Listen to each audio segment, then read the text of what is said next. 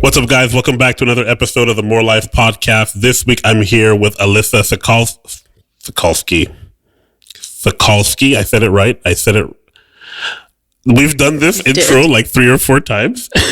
We're going to keep going, Alissa. I'm sorry. It is Alissa Sokolski from Any Key Press. Apparently, my vocabulary cannot pronounce your name.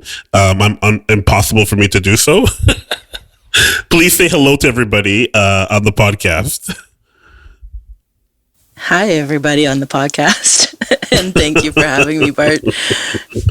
Yeah, it's been Alissa, so long. It's been ages. Yeah, it's literally been a long time. And, it's been... We used to work together. That's how we kind of met. And we were working at the corporate office at Staples, Canada, doing a very weird job. But we'll start there in a few minutes. But I want people to kind of understand what you do for a living, because not many people do what you do. And I want to make sure that you have a chance to kind of say it. Fair enough. In a nutshell, I am a hoarder of very heavy things, and I make them print pretty things. I have my own print shop. I've apparently been running this for 8 years now. Started off in digital print and have expanded to collecting numerous antique presses, fixing them, and printing everything from like wedding stationery to more historical things, and kind of now expanding more and more into equipment rescue, because letterpress and the very like analog hands-on type of printing is very much a dying art. It's been really great to see that there's been a revival of it, and I've kind of become the person to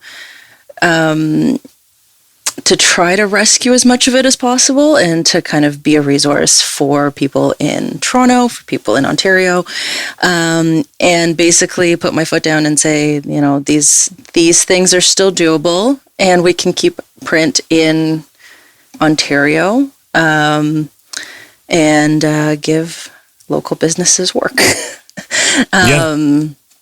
So that's a very long-winded explanation of what I do, because I've kind of been expanding into a lot of weird little avenues lately. I think people, when they think a print shop or a printing house, they believe like digital or commercial printing. The stuff that you do, if I were to describe to like a 20-year-old today, somebody who may not have seen some of these things before, legit, is going to be like, this is how we used to do mass printing 100 years ago or 100+ years ago. So I forget when the printing press was first like invented. Is it 1440? I don't know why that number came to my head, or did I just make that up? Well, so the Gutenberg press has been around for quite some time. So that's 1440s. You are correct. Did I just Google that? I may have. And I actually have a product with that date on it. I'm really good at my job. So the type of printing that I do, and you can actually see like over my shoulder, is my oldest. His name is Hank. He's 100. He turned 100 back in November. Basically it's kind of preserving this art. It's become the art of printing, but it used to be just, this is how books got done. This is how flyers got done. This is how you advertised your business. If you were to look up any photos from 100, 150 years ago, you have these massive warehouses with, like 200 of these guys lined up, and everybody doing printing by hand. Eventually you would get bigger and bigger presses. Some of them got to be the size of a building. And those are very pretty and very rare these days. And people don't know, or they may not realize it. The printing press is the olden day version of the internet. So back, people would have to write things by hand and then share those things, right? Make physical copies. That's how information and idea and thought could be shared at a large scale. Wasn't until we had a printing press where all of a sudden now everybody can read poetry or novels. So think about where nobody could hear your story unless somebody told you the story, or you went to a theater to watch a play, and all of a sudden you write a manuscript, you write a story, and then maybe 100 people could have it. So the rich and the wealthy and people, and the more it became popular, the more democratized the information. We're going through that same revolution right now with the internet, and how information is kind of like dispersed. So it's kind of a beautiful thing. You're talking on a digital platform, talking to me about an ancient technology, and it may seem crazy to call it that, but at the time, that was technology. It was machine doing work to advance culture, science, history, to advance all these things. It was super, super powerful. Like, I love the idea of that. It was, for its time, it was so advanced that when the printing press was first introduced, people thought it was witchcraft and tried to actually like persecute Gutenberg for being a sorcerer, for creating this. And that, one of the earliest and kind of most well-known things is the Gutenberg Bible, and it's actually the Bible printed on a printing press to distribute, and it's a beautiful, beautiful piece of work, and there's only maybe 10 in existence to this day. Wow. And at the time, that was blasphemous to recreate the Bible in this commercial, widely distributed, mass distribution manner. And then you go to, say, Industrial Revolution, you go like late 1800s, and you can't get away from print. Everything is, you had if you went to visit your friend and they weren't home, or maybe they didn't feel like seeing you, you would leave your calling card at the front door. And you would do this every time to every single place you went. You get your flyers, you get your newspapers. The newspaper industry was a massive, massive thing. And that's the whole other story for me, because that's kind of how I got into it, just being fascinated by newspaper print history, because that's what cool kids do, is they follow the history of the newspaper printing business. What's really cool is that everybody says print is dead, print is a dying art, especially letterpress work. And it was for a while. There was a huge shift in like the 80s and the 90s when everybody shifted from the analog to digital. And people couldn't give these presses away. Like, they were, dumping them in every scrapyard that they could get, that they could find. I know of a letterpress printer down in the States who casually mentioned to an uncle that he was kind of interested in graphic design, and the next morning he had a press on his front lawn, and he's like, well, I guess this is what I'm doing with my life now. And so there was a period of time, and there's actually it skips a generation.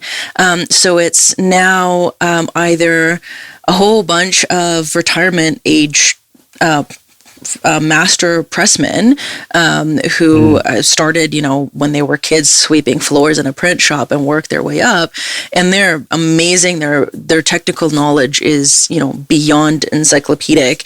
And then there's, all of us in our late 20s, mid 30s and on, who just had this kind of fascination with old things.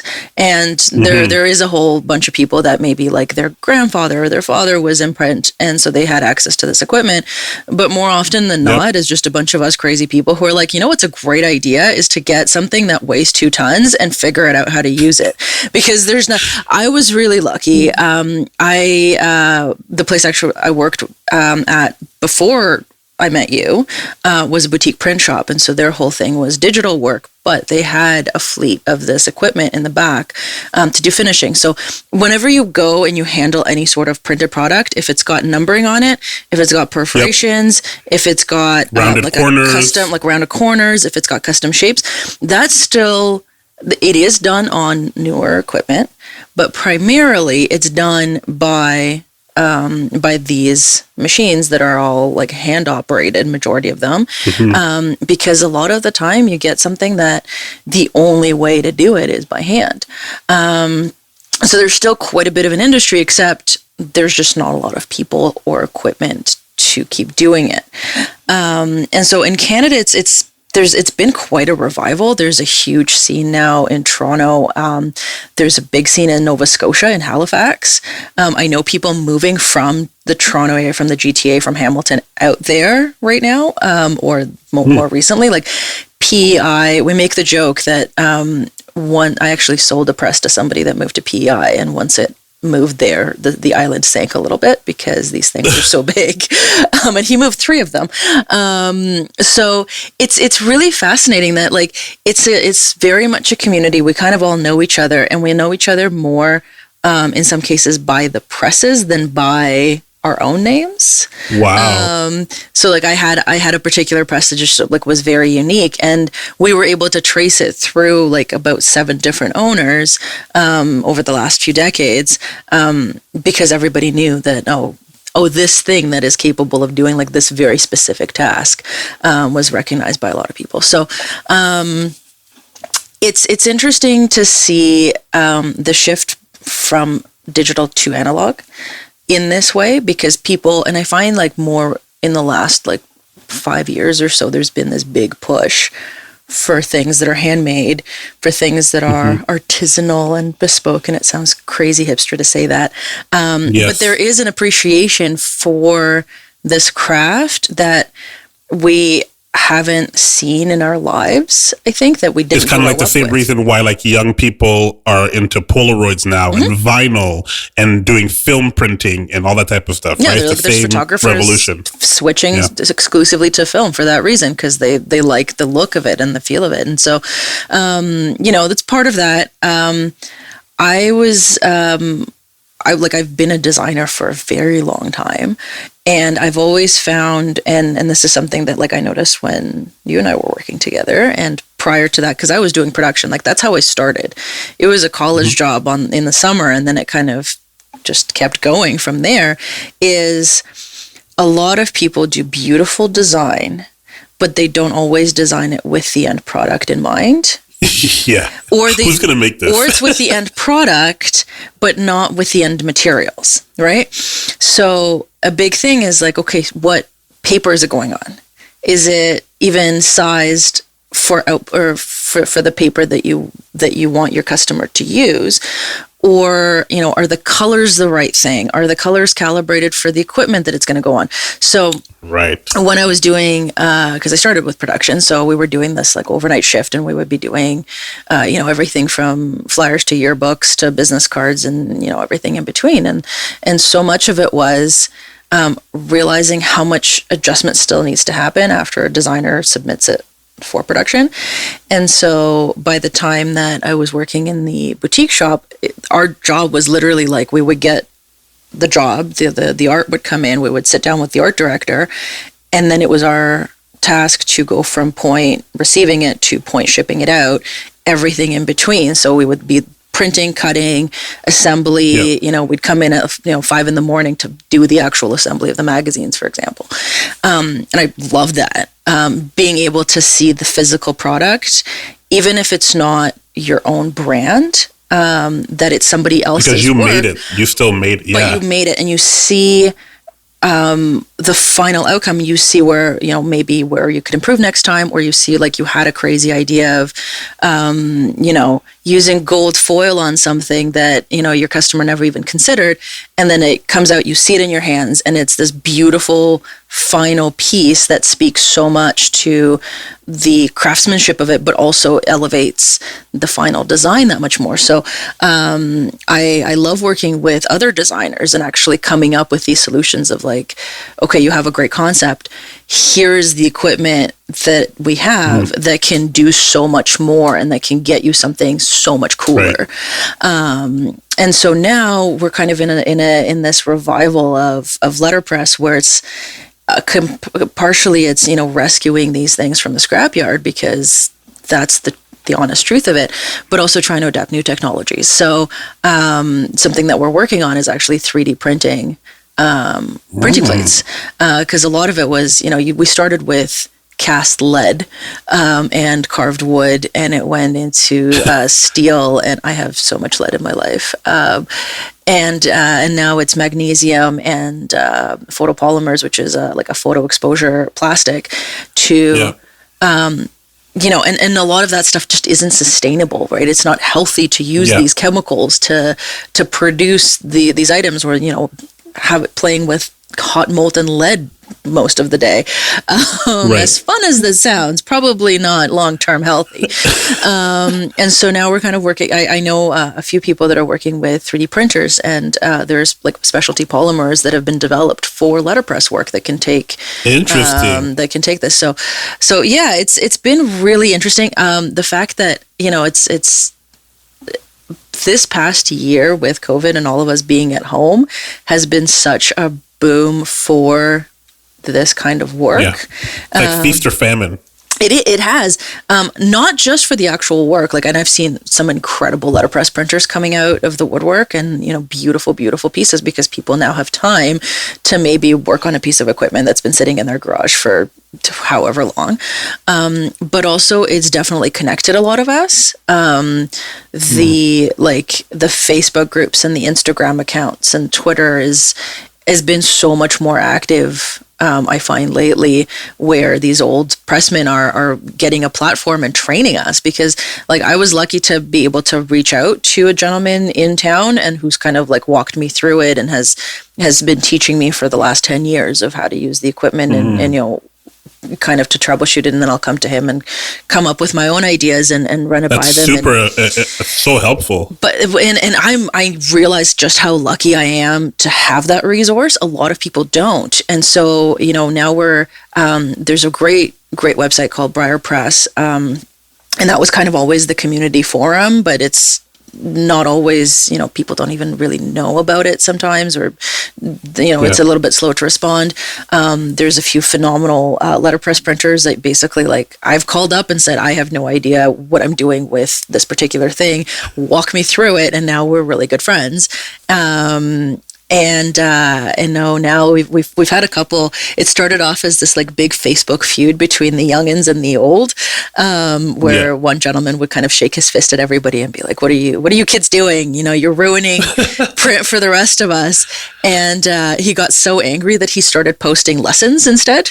And so we'll get our on the weekends, he'll post maybe 2 or 3 big things of let me walk you through paper and why we have the sizes that we do and why we have the materials, and let's talk about Pantone. And that's so helpful. And it's just somebody, you get kind of in somebody's good graces or upset them enough, I suppose, that's how we learn. And so a lot of it, is taught and learned just by practice. There were some amazing programs before, like Ryerson. I believe they've reintroduced a print production program, but there were these amazing resources that have disappeared over the years, that we don't have anymore. So the only way to have this art survive is by literally figuring it out on the fly and hoping to find somebody that knows a little bit more than you do.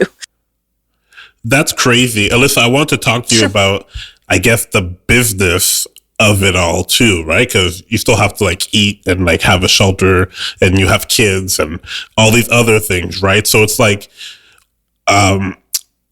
don't know if you even know this. Before I started working at Staple, I worked in a printing house in Toronto, in downtown, and I was the plate boy. So I was making press plates, nice, getting all the stuff ready, and making a few mistakes along the way. And I was also helping with pre-press and all this type of stuff, and all the type of pre-flighting some documents. And the whole industry was just, even back then, people were kind of very scared of print fading away. This is back in 2000, probably 10. And like you mentioned, there's so much revival of it, which is so cool. I think if people the way you said, there's some people in your lives who have kind of mentored and shown and been able to share a lot. If people, I think, could find out the intricacies or the workings of the business side, I think some people might be interested in maybe I'm an artist, maybe I'm somebody who has that skill, but I'm also very passionate and want to understand about how do I make this actual be in real life? How do I, once I've designed it, maybe how do I get it on paper? Yeah. So talk a little bit about how Any Key Press kind of started? How did that all start? So it started, the first job I ever did was me figuring out my printing press, and that was my own wedding invitations, because that's a brilliant way to go about this. Is let's print, a very, very large print order that is incredibly complex and has so many parts, that on a piece of equipment that I've never before seen in my life, until we inked it up and started running it. And I hear the story so many times. Like I know so many letterpress printers that got into the business because it was either their kid's wedding, or if it was their own, or they saw it, or they saw like a little press at an antique shop and they thought it was cool. There are amazing printers that have way more business savvy than I do.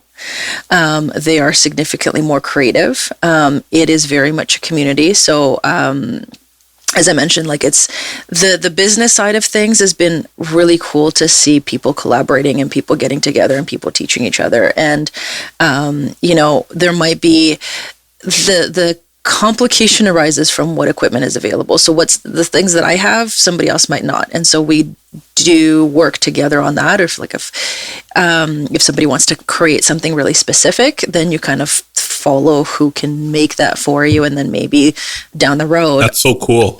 So thank you. Then like down the road, I'll have somebody, like I'll have work for somebody that I know is able to do something else. The business side of things, I started with cards, and I realized I'm not nearly witty enough to do greeting cards.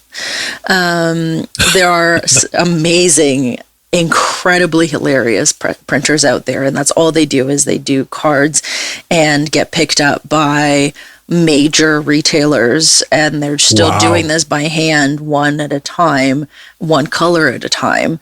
And a lot of it is just luck, force of will, and knowing your equipment and knowing your capabilities and taking big risks. That's a big one. Yeah. Coming up with something really creative. And so I find that right now, the industry is like just at that right amount that there's so many people doing this, but it's not oversaturated like you would have with your regular copy shop. That's, the corner shop that you go in and get your photocopies at. So it's finding your niche, whether it's greeting cards, whether it's invitations. We're not going to be seeing big weddings, I think, for a little while. Not at least for a while, Ontario. No. The States are, wide open for business, but in Ontario, I think it's going to be a little bit different. And so for me, what I ended up doing is actually reviving old illustrations. So I came across a collection of prints of Toronto from the 30s, and that kind of became my first big run of pieces. Just postcards and coasters and like little things like that. But it's artwork that hasn't been seen since the 30s.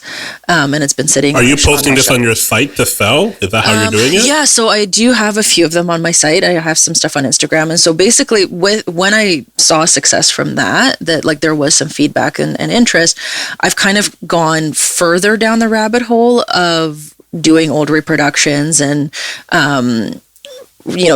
rescuing big printing plates, like old printing blocks, and just kind of working with that. And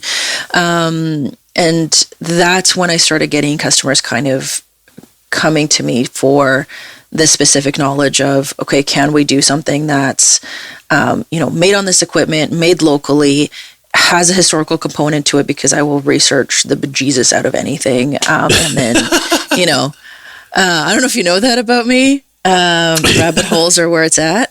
Yes. But so that's kind of my little niche is, how historically accurate can we get? Because and is that kind of how you got led into? You had a cool opportunity to make a really cool product for Queen's University in Canada. Yeah. Is that part of that ties in so beautifully because there's so much history and dialogue about the history of Queen's University, and you were able to produce a very special piece for them. Talk about that a little bit, because I think it's so cool. Thank you. No, that was an incredible opportunity, and I'm fully honest about actually. I mean, the origins of even what I do is because I had an incredible boss at the time who, kind of encouraged me when I was at university, doing design and communications work for a university group, and I say this jokingly, and he doesn't believe me, but I like. Part of the reason I'm still doing what I do is because at one point this person believed me enough and said, like, your art's kind of pretty, let's put it on a poster. And so that's amazing. And so in October of last year, I was about ready to close up shop. Like, I'm fully transparent about that. I hadn't seen a wedding since February before, and I wasn't going to see another wedding for quite some time. And so it was just kind of figuring out what to do. And this person reached out to me to say, hey, something about print? We're trying to get some quotes. What could you do? Could you just recommend some information? And I said, well, if I were to take this project on, this is how it would be done. And what ended up happening is I was able to supply them with getting this project done from point A to point finish, all in Ontario. Basically, my policy now is if I cannot drive there in an afternoon, I will not work with that supplier. There are certain exceptions. There is a beautiful paper maker out in Montreal, and they've been hand making paper since the 70s. You're trying to keep it local. But I do try to keep it local as much as possible because, if it's very much a case of, and at the time there was all of the conversation about supporting local and shopping with small businesses, and Ontario really got hit hard. I don't know if you know that, but we've been having a hard time because normally I would do art shows. I would do, particular like print events and stuff like that where we network and we kind of drum up business. My vintage prints, the Toronto prints, I would take them to art shows over the summer and around Christmas time and stuff like that. And none of that happened. And so the fact that they were kind of shopping around, and I said, well, if you want to put your money where your mouth is, basically, why not support local? So everything, even the item that we printed at every opportunity, we said, like, this is made, hand assembled, made in Ontario. It's not shipped out. I can literally give you a list of every single person that worked on this project that, they were able to buy diapers and pay for their gas and pay for their rent. It's a big deal. And it is a big deal. And it kind of expanded. And so what started off as, let's see how much we can do. And then I would get phone calls from my contact at Queen's being like, okay, what else? Like, how much more can we do with this project? So we ended up researching through the university archives and found artwork from 100 years ago from the previous pandemic. So the design of the book is actually based on university documents, so courseware and stuff like that, from 100 years ago when the students were dealing with the Spanish flu. And that was a really big part of the design and the inspiration for the design of, like, there is a resilience that echoes, a century later that, we have to just look back a little bit, and, people survived that and people thrived and grew out of that pandemic, and we will too, because what the project was, it was a gift to the graduating class, the class that wouldn't get a convocation, they wouldn't get this big, like, nice party. People that have spent 4 years or more on their education that, obviously they get the degree and they get the result of it, but it's nice to be to have that finish recognized in a way, right? And so this was a gift to them. And so we definitely utilized as much as possible, of small businesses, all the resources that we had, the historical aspect of it. So it just came together so beautifully that it gave me a chance to not shut down my business, but grow it instead.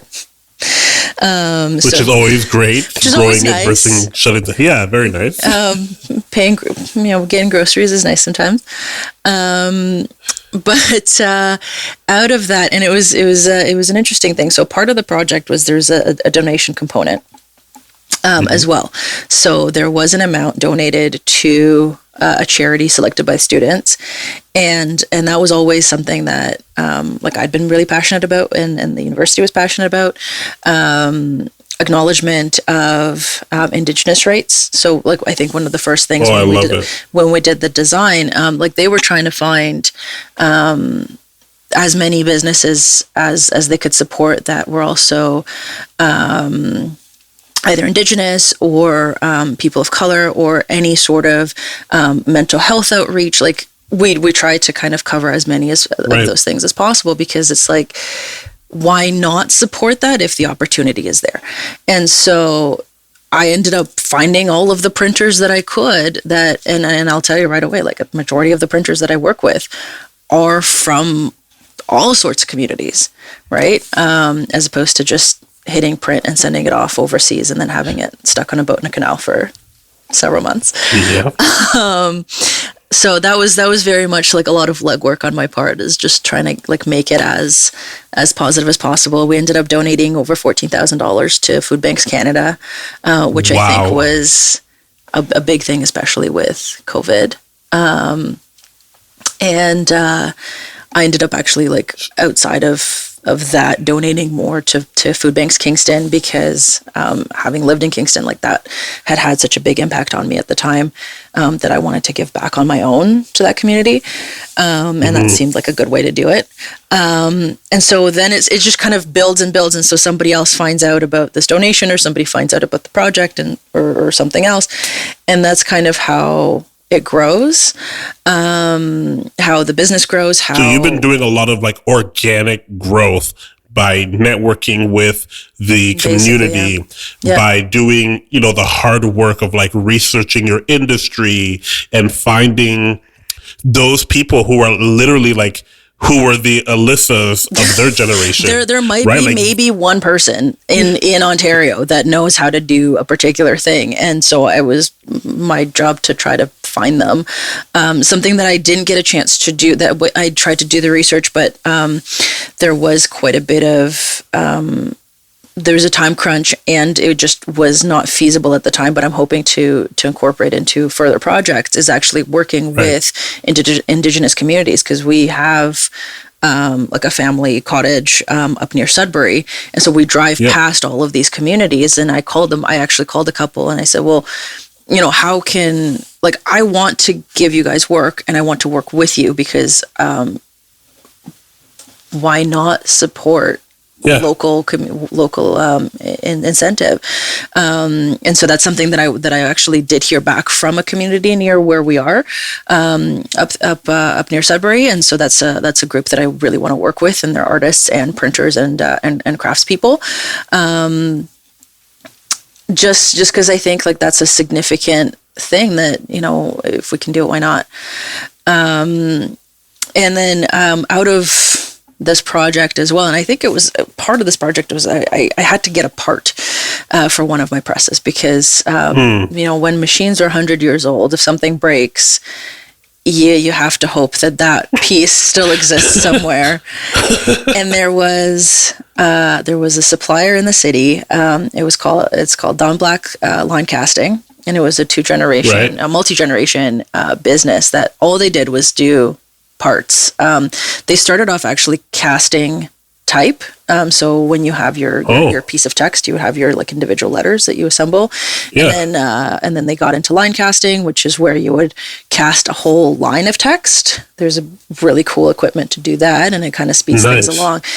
And then they got into parts and dealing with presses and reselling, because as these companies were switching to from analog to digital, they were throwing these presses away, and so they were able to pick them up and store them and fix them up and resell them.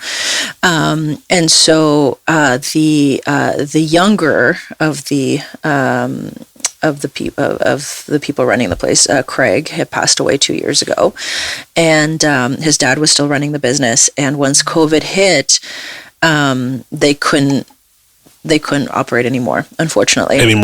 So they were very much reliant on, like the letterpress business in the States is so much bigger, it's more robust, and so a lot of the people buying stuff would be people coming up across the border from the States. That wasn't a thing. Wow. That wasn't happening anymore. And so when I came in, I needed a part, and I came in and I asked for that part, and I bought it. And then as we're chatting, he's like, well, do you want the rest of them? I'm like, what do you mean? Wow. Do I want the rest of them? Like, what does that even mean? He's like, okay, you see that whole corner of the warehouse? That's going to go to scrap if somebody doesn't buy it. And me being me, I couldn't let that happen. No. And so it kind of came together that, doing this project for Queens, this opportunity came up to rescue. And originally I just agreed to parts. And then I walked away with 30 printing presses and... Did you say 30? Yes. They're little babies. They're about this. Well, I'm looking at one right now. So it's about the size of like a ream of paper, like a box of paper. And what can you do with it? So for these ones, they're called tabletop presses, and normally hobbyists would use that. I've seen a lot of people kind of start on them. I've had my 3-year-old print on one, and then she gets really mad that she's only allowed to do a couple of passes and not run like what mom does and run 1,000 copies. Yeah. There is quite a hobbyist market. And a lot of people getting into letterpress, they don't have the space. They're maybe running it out of their basement or their garage or their shed or something. A lot of people running it out of their dining rooms. Like I know several people that have a printing press in their dining room, and you have it you have like, I won't even call it a garage. It's a workshop. It is a workshop. Point. Yeah. It's a 2-story. It looks like a garage, kind of. It looks like a mini, like a boathouse. If you have like a lakeside property, it looks like if you had like a boathouse, and not as deep for a boat, but it's like a workshop. It's been converted into a workshop. So you now have a lot of presses. How are you housing them, and how are you going to make this work? So I am, again, extremely lucky that my partner is in the construction business and knows a lot of people. And we were borrowing warehouse space because when that whole warehouse of parts things happened, it was you have to move it within the week. And I stopped counting at about 20 tons of stuff.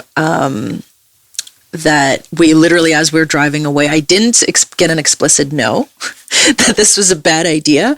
I got okay, let's call around and see who's got the warehouse space. Because we both realized that if this stuff disappeared, that's it. There are literally 2 people in the city that are still trained in fixing this equipment, and there are a lot of people still running it. And so what my shift has been lately, I'm still printing and I'm still taking on the really creative, really cool orders, because like we're the only ones with the equipment to do it and the resources. But what we're starting to shift to is fixing this equipment. Because some of it is literally just in 1,000 little parts. Like I know I have 30 presses worth of stuff, but maybe 15 of them are complete, and then I know the rest are in a box in parts right now. And so we're learning how to fix it. We're stripping it down to the bare metal and repainting it and recasting the parts that were missing. I'm working with a few great letterpress people in the States that have kind of made it their life to source parts and to recreate them. And we're learning how to fix the more automated machines because, again, there's not... Like once the people are gone that are currently able to do it, there is no replacement. And both of them are very well in their years. So that's kind of become a thing. And as word spread, so basically I ended up buying out Dawn Blacks. And they're incredibly lovely humans, and have passed my name on to others now, because what would happen is once somebody would get a machine, they would call Dawn and say, hey, do you want it, or we're going to scrap it. I'm the one getting those phone calls now. So that's how I ended up with an extra 3 presses. That was last week. You got to get a bigger shed. So I am getting a bigger shed.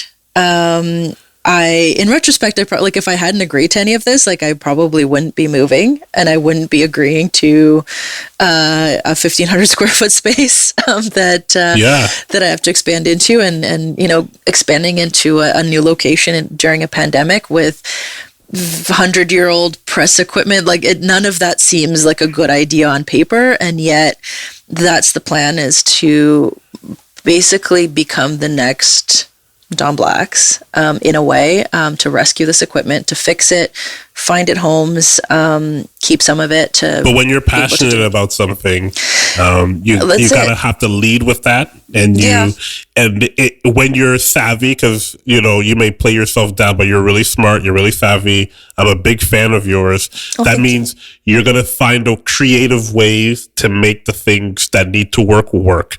You know, whether it's business wise, whether it's some of this repair stuff, all of this stuff comes to like.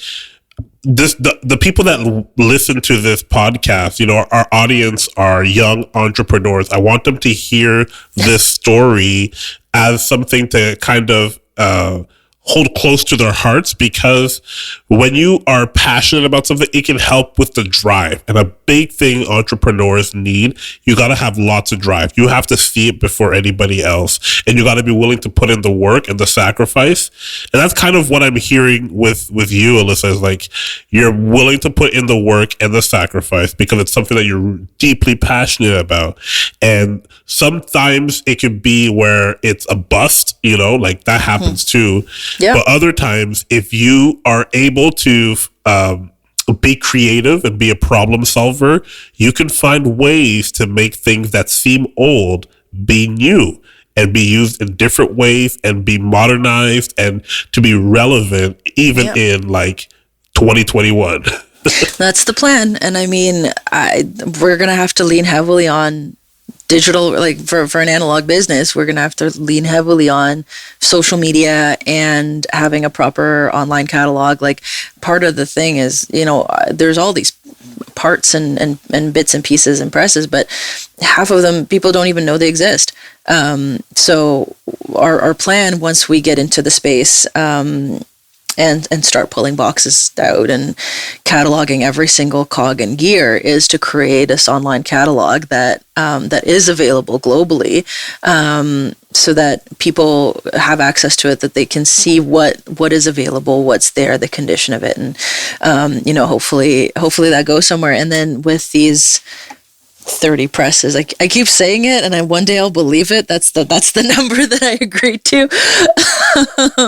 But the plan for that is to kit them out. And that was actually a business that used to exist in the 70s. You could get a little printing press with everything that you needed. So you would get your stack of paper, you would get your set of type and the inks and all of the little bits and pieces and parts that, it used to be a gift for the entrepreneurial boy. That's how it was advertised. Yep. And I actually found a letterpress printer that had the original packaging for these things and the catalog of all of the components that you would get.